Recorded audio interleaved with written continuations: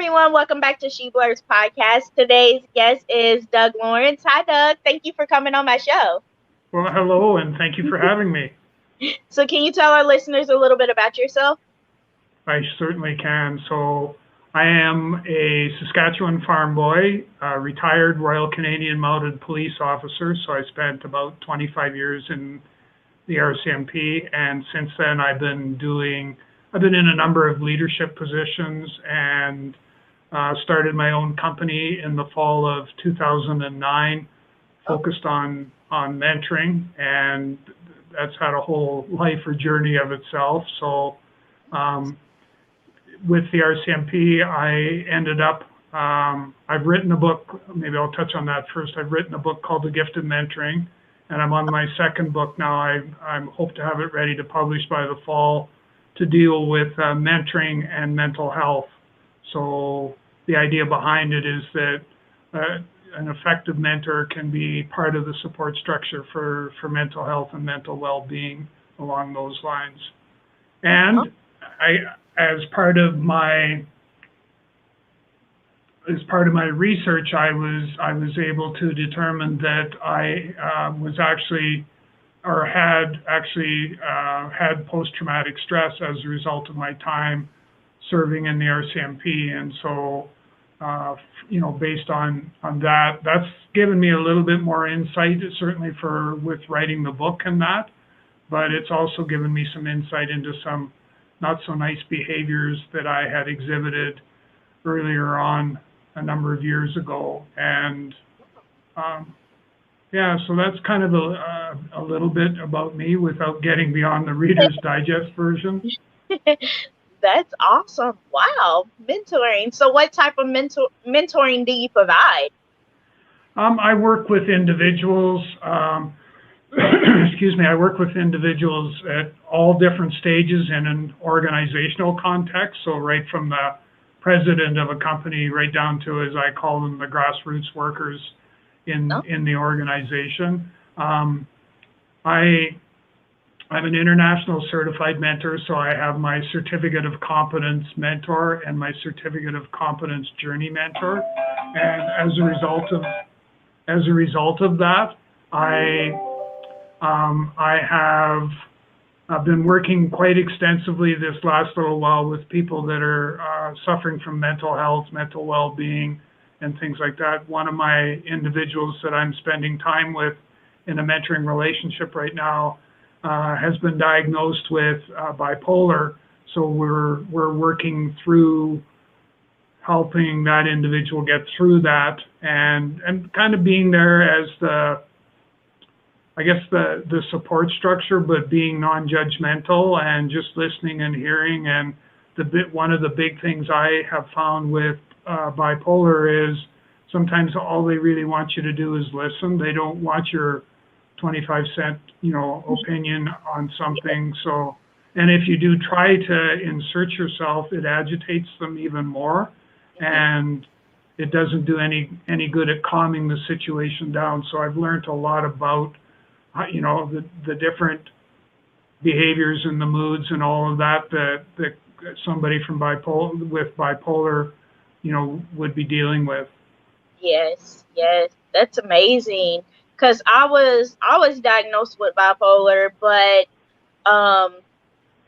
they haven't prescribed me medication yet. I guess they're trying to let me work it out. I don't know what they're trying to do, but when COVID had hit, then my doctor's office has closed down, so I wasn't able to get the medication. So I'm definitely going to look into getting help because bipolar does mess with you. It really does.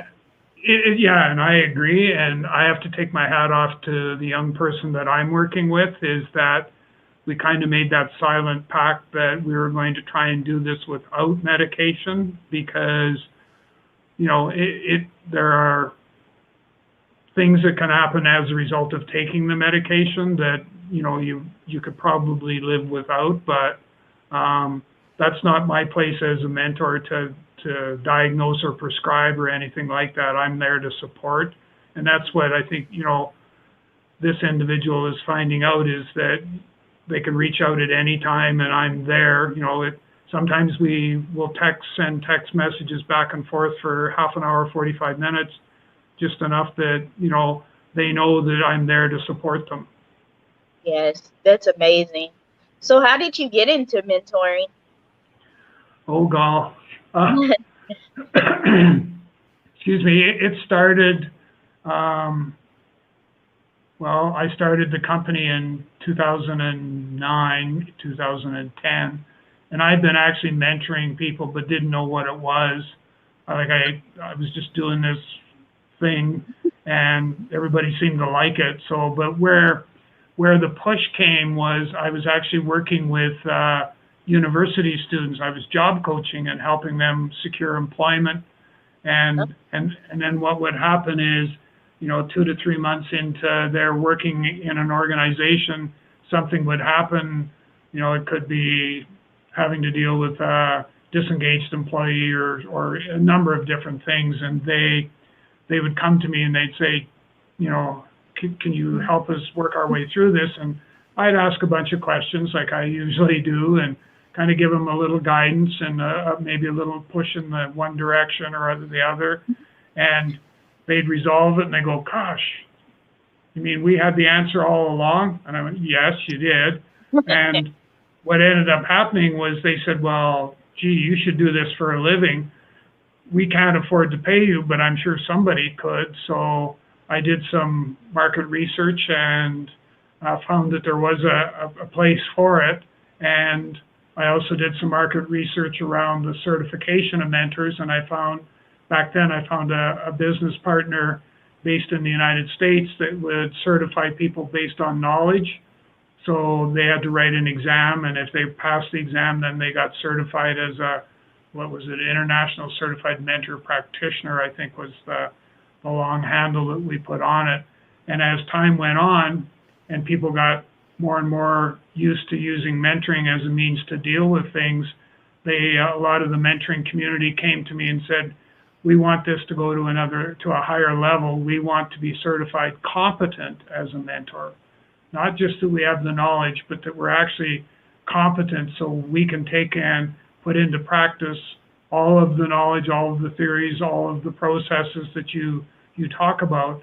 We want to be certified competent. And so I found my current business partner, Dr. Stephen Hobbs in Calgary, Alberta, Canada, who is a guru when it comes to certification and all that stuff. Like, he is just absolutely fabulous.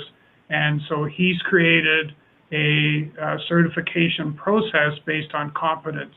And so that's a long answer to your question, but that kind of gives a bit of our listeners a bit of sense as to the credence behind the certification process.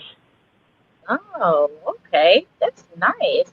So within your mentoring company, what type of services do you offer to your clients? So obviously the main one is one-to-one mentoring, so where we just sit down and I guess the biggest thing for us all to remember is that mentoring has changed over time. There's been a paradigm shift that's taken place where we've gone from the traditional style of mentoring, that gray-haired old sage atop the mountain, passing on doling out their wisdom, and basically from the idea that I've done it this way for 20 centuries or whatever, so you just go and do it, go forward and do it this way because that's what I did. To now we fast forward to today where mentoring is a two-way trusted relationship where both the mentor and the mentee are going to learn and grow personally and professionally. So a lot of focus now on the personal growth. So, and by personal growth, that can be self-esteem, self-confidence, self-worth, self-doubt, all of those, right? And so it's what we offer is I take people through, if they come to me and they say, I want you to mentor me, I focus on the personal growth first, and then we worry about the career development piece second. That comes after. Because I want somebody to believe in themselves before we go on a journey together. And so we do that. We do, I'm involved in implementing workplace mentoring programs. And nowadays we also plug in there the aspect of mental health support capacity as well. One of the other things that I offer, that ironically I got a call today, was to come into an organization to work with one of their employees who potentially could be looking at termination if we're not able to change the behavior. Yeah. And so, right, so, and I've done that quite successfully over the course of the last, I don't know, 3-4 years. I've been brought into organizations fairly often to the service, I call it termination versus mentoring. So if you're going to terminate an employee, as you know, give them to me for 5 hours and we'll see if we can do a behavior change. And ideally, like kind of what's been working for me so far, I'm able to give them back their productive employee at the end of those 5 hours. Wow, that's amazing. Wow, that's really amazing. I think a lot of companies should hire you, because I worked a lot of places and I'm like, I can't believe this stuff goes on here. So yeah, they definitely need to hire someone that's of your skills, that has your skills, because yeah.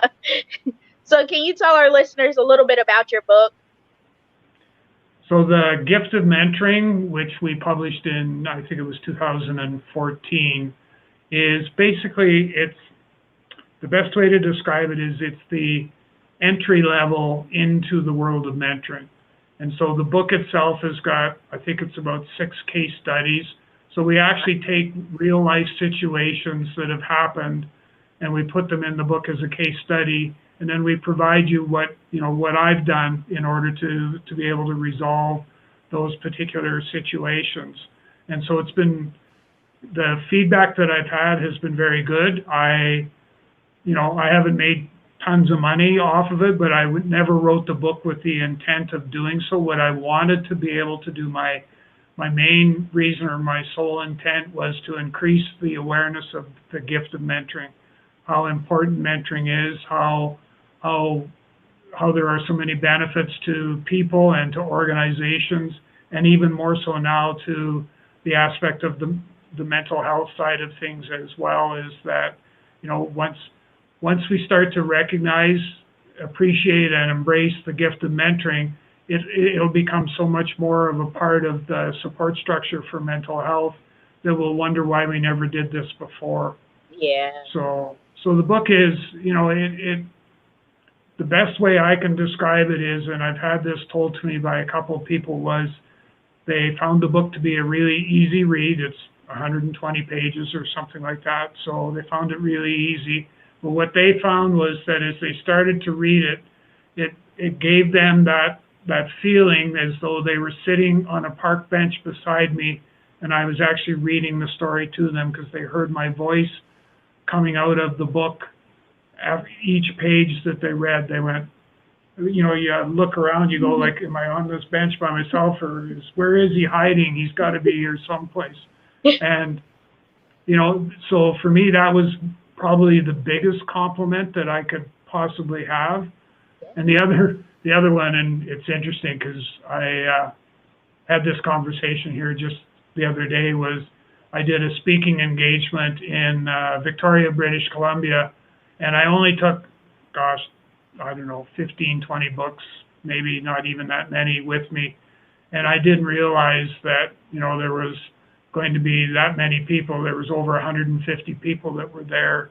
And so at the end of my talk, I said, I apologize, I didn't bring enough books for everybody, but once we're done here, I'm going to head up into the lobby, and it'll basically be first come, first serve, and that's who's going to get the books. And I'm sorry, and if you want a book, I can point you to a website where you can get them, or give me your address and I'll order one and send it to you and stuff like that.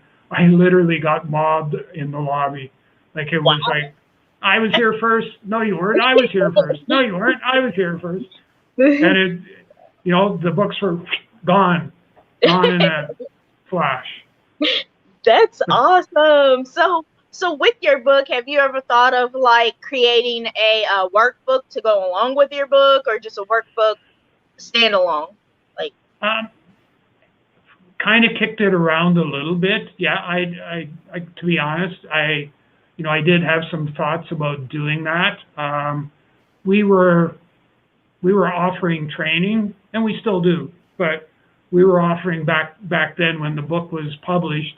We actually had a training course that would address what was in the book. Oh. So, people could come and do the face-to-face. Nowadays it's virtual, but back then it was face-to-face, and you would take away what was in the book plus other stuff, because part of the training that we offer, and I still like to do that even today, is a lot of role playing, so that when you go through and you'll play the role of the mentor, you'll be the mentor for this exercise, or you'll be the mentee, and that way there you get comfortable with, doing that. And we did, back when I first started doing this, we did a lot of role playing, and, it separated the people that got it, that understood, from those that didn't. So, but a workbook's not, that's not a bad idea. I like that. And I think, going forward, the more we kind of start to lean more towards that mental health space and mentoring, I think that, a workbook of some sort is probably not a bad idea, especially for that part. Yeah, I feel like it'll help a lot of people benefit from the skills that you provide. I feel like it'll help people. Yeah. What are the benefits from taking mentor advice from you? Okay. So here's what I'm seeing take place. I'm seeing a higher level of confidence in individuals. I'm seeing, for a lot of people, the ability to communicate more effectively. So, and I'll give you an example. I was brought into an organization to work with one of their managers who seemed to always get himself into trouble, and it was more so because he did not know how to communicate effectively. He was the sort of person that would ignite a conversation just to have a verbal battle on his hands, and he thrives on that. And it was doing more harm than good, because it was causing toxicity within the organization, but it was also damaging him as an employee. And so I would meet with him fairly regularly, initially once a week for about an hour to an hour and a half, and we practice communication skills. And I would play the devil's advocate and say, okay, if one of your employees comes up to you and says this, how are you going to deal with that? How are you going to react? And one of the techniques that I spend quite a bit of time, well, a couple of them, but one that I really like to teach people is what I call the pausing technique.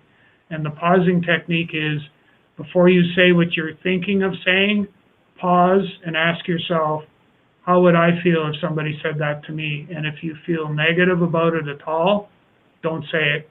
Rephrase it, reframe it, do whatever you have, but do not utter those words, because all you're going to do is throw gas on a burning fire. Exactly. I agree. I want to thank you so much, Doug, for coming on my show today and allowing me to interview you. Thank you. Thank you for having me. You have a great day. All right, you take care. I want to thank you all so much for listening to my podcast and listening to my interview with Doug. So if you would like to purchase his books, you can go to the link that I provided is tinkering below. I want to thank you all so much for your support and for booking with me, some of you. And I hope you all have a great day.